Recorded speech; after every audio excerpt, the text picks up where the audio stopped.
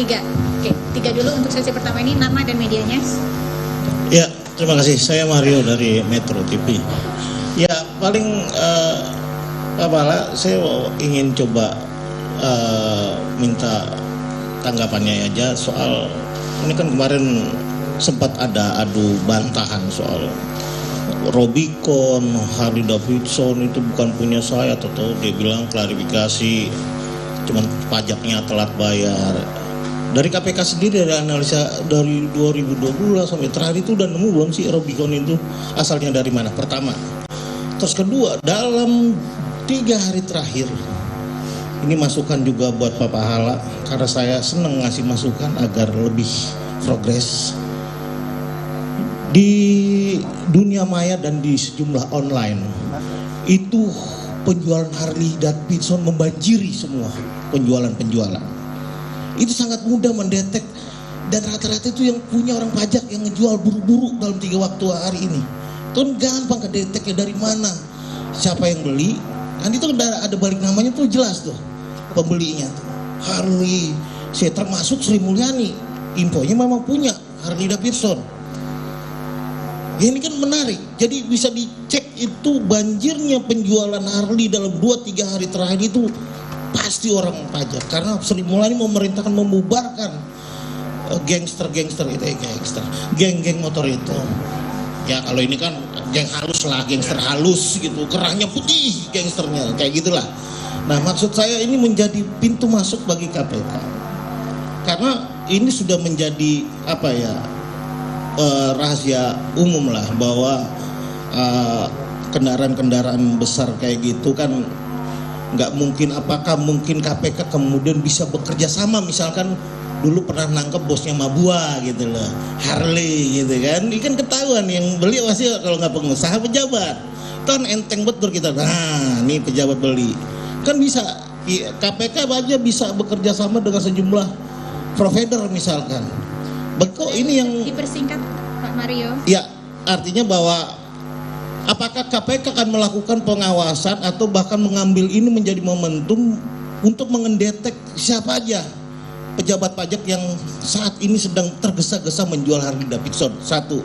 Terus kedua, apakah KPK juga akan ke depan melakukan kerjasama dengan perusahaan-perusahaan Harley ataupun mobil-mobil mewah. Terima kasih, itu aja. Ada 3 pertanyaan sudah saya catat, silakan penanya kedua.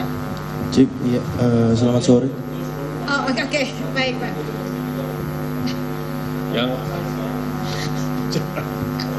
Yang Rubicon ya 2 hari minggu lalu gitu, tim sudah ke lapangan, benar itu memang bukan atas nama yang bersangkutan, STNK dan PKB-nya gitu, dan kita datangi alamat yang kita punya gitu, itu gang di daerah Mampang sana. Jadi memang orangnya udah pergi, tapi itu alamat di dalam gang. Jadi kita pikir ini tidak mungkin dia punya itu. Tapi barusan diklarifikasi ke yang bersangkutan itu memang bukan atas nama yang bersangkutan, tapi atas nama kakak yang bersangkutan. Jadi dari yang di gang, lantas dia beli, dia jual lagi ke kakaknya. Jadi kita bilang ya sudah, gitu. Kasih unjuk aja dokumennya, nanti dia akan bawakan gitu. Itu yang yang Rubicon. Ya, Harley Davidson karena nggak ada plat nomornya, kita juga nggak bisa cari kemana-mana.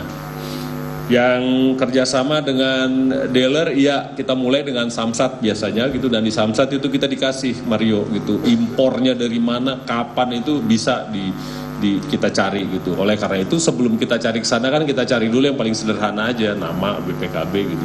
Kalau dibilang jual massal gitu ya kita pastilah Mario, kita pasti amati gitu kalau ada namanya. Ini sekarang kita angkut nama-nama penjualnya ke Irjen Kementerian Keuangan. Ini nama-nama ini pegawai siapa sih gitu.